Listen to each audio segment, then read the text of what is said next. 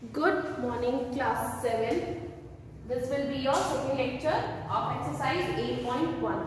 बेटा question number 5 तक हम लोग कल डिस्कस कर चुके थे. अभी हम लोग करेंगे क्वेश्चन नंबर 6. ठीक है, क्वेश्चन नंबर 6 में आपसे बोला है convert each of the following percentage into as ratios. Percentage से रेशियो फॉर्म में कन्वर्ट करना है. तो हम रेशियो से जब परसेंट में करते थे तो क्या करते थे, पहले रेशियो से फ्रैक्शन फॉर्म में एंड देन फ्रैक्शन से परसेंट में.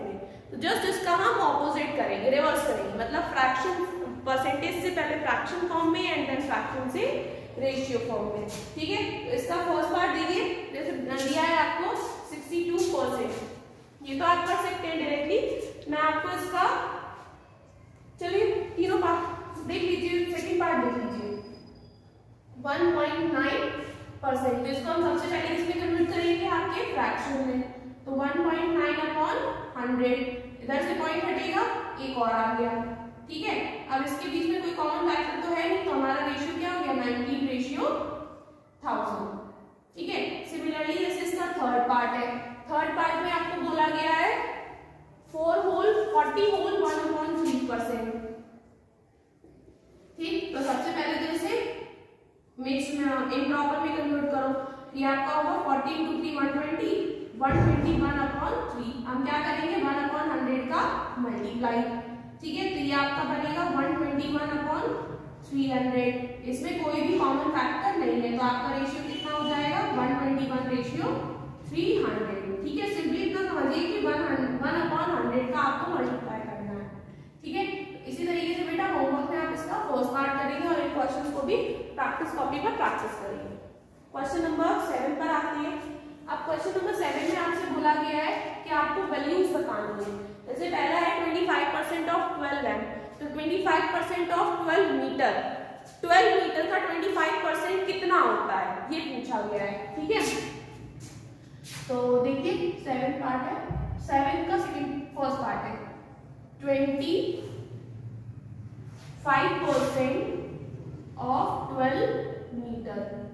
ठीक है, तो 25% को हम क्या लिखेंगे 25/100. हमेशा कभी भी आप परसेंट को डायरेक्ट मल्टीप्लाई नहीं करोगे, हमेशा उसे नॉर्मल नंबर में कन्वर्ट करके ही मल्टीप्लाई करोगे. ठीक है, ऑफ मींस इनटू 12.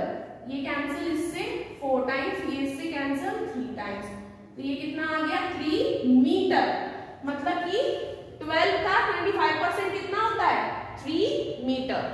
ठीक है, इसी तरीके से बेटा आप इसके जितने भी पार्ट्स हैं, पार्ट सेकंड से लेकर पार्ट 6 तक अपने होमवर्क में करेंगे.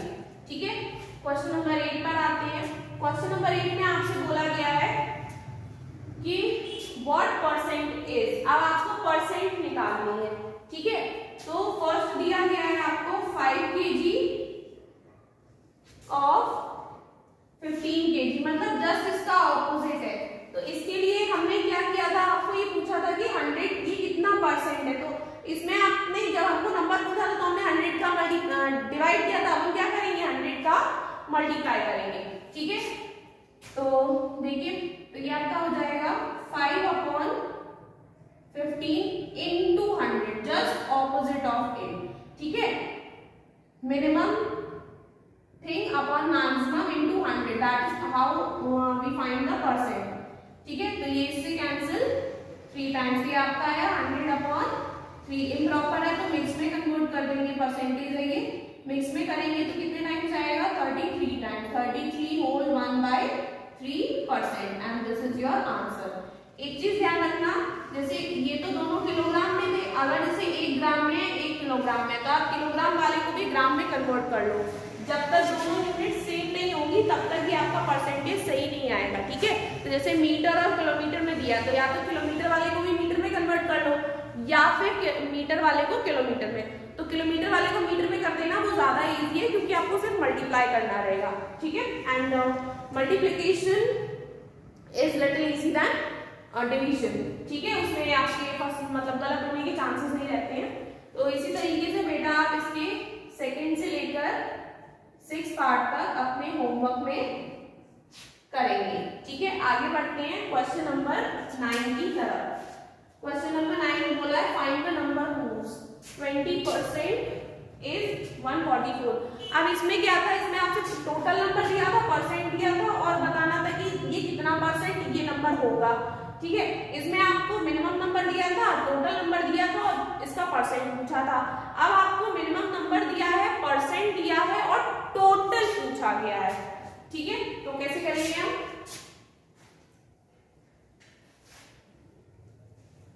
आप इसका जैसे क्वेश्चन नंबर 9 का फर्स्ट पार्ट है 20% इज 44, मतलब किस नंबर का 20% 44 है। तो लेट फर्स्ट पार्ट है ये, द नंबर बी एक्स, ठीक है। तो हम परसेंटेज निकालते हैं, तो कैसे करते हैं, जो भी नंबर है हमारे पास वो upon total number into 100 equal percentage, यही तो होता है, यही हम करते हैं ना, बस यही हम करेंगे। तो 144 अपॉन एक्स, जब 100 डिवाइड में जाता है तो परसेंटेज का साइन हट जाता है, ये से कैंसिल 5 टाइम्स, तो x इक्वल कितना आ जाएगा 144 इंटू 5, तो x इक्वल कितना आ जाएगा 0 2 2 2 7 720। तो 720 का 20% कितना होता है 144, ठीक है बेटा। इसी तरीके से होमवर्क में जो भी इसके रिमेनिंग पार्ट है सेकंड से लेकर 6 तक उनको आप करेंगे, ठीक है। आगे बढ़ते हैं क्वेश्चन नंबर 10 की तरफ।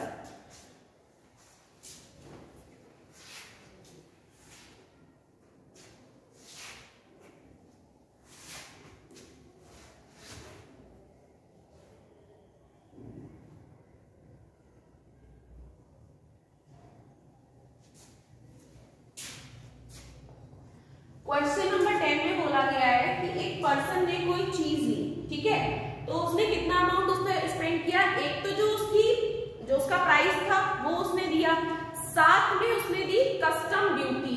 अब कस्टम ड्यूटी कितनी थी, उसके प्राइस का 150%। तो आपसे इसमें कस्टम ड्यूटी पूछी गई है और टोटल कॉस्ट पूछी गई है, और ओरिजिनल जो कॉस्ट है उस आइटम की दैट इज 12,000। तो सबसे पहले हम कस्टम ड्यूटी लेते हैं, तो let the custom duty be x, original cost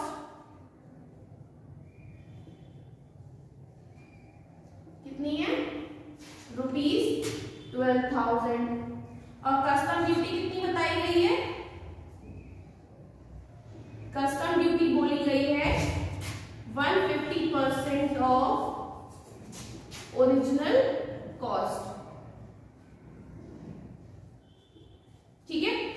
तो कस्टम ड्यूटी हमने कितनी दी है x, तो 150% means 150 upon 100 into original cost कितना है 12,000, ठीक है। 0 से कैंसिल, अभी एक ये 0 आ गया, 12 5 जा 60, 6 इधर 12 1 जा,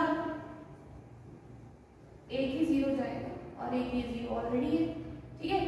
और 12 1 12 और 6 ये 18,000। तो कस्टम ड्यूटी कितनी आ गई 18,000। अब टोटल प्राइस पूछा है तो उसने टोटल कितना स्पेंड किया, टोटल उसने स्पेंड किया जो उसका ओरिजिनल कॉस्ट था वो, और साथ में उसने क्या दिया कस्टम ड्यूटी, ठीक है। तो ओरिजिनल कॉस्ट कितनी थी ₹12,000 और कस्टम ड्यूटी कितनी है ₹18,000। तो ये कितना हो गया ₹30,000, ठीक है। ये आपका आंसर है। इसको आप अपनी प्रैक्टिस कॉपी पर प्रैक्टिस करोगे, देन अपने फियर करोगे, ठीक है। तो आज का लेक्चर यहीं पर एंड अप करते हैं। Okay, thank you class.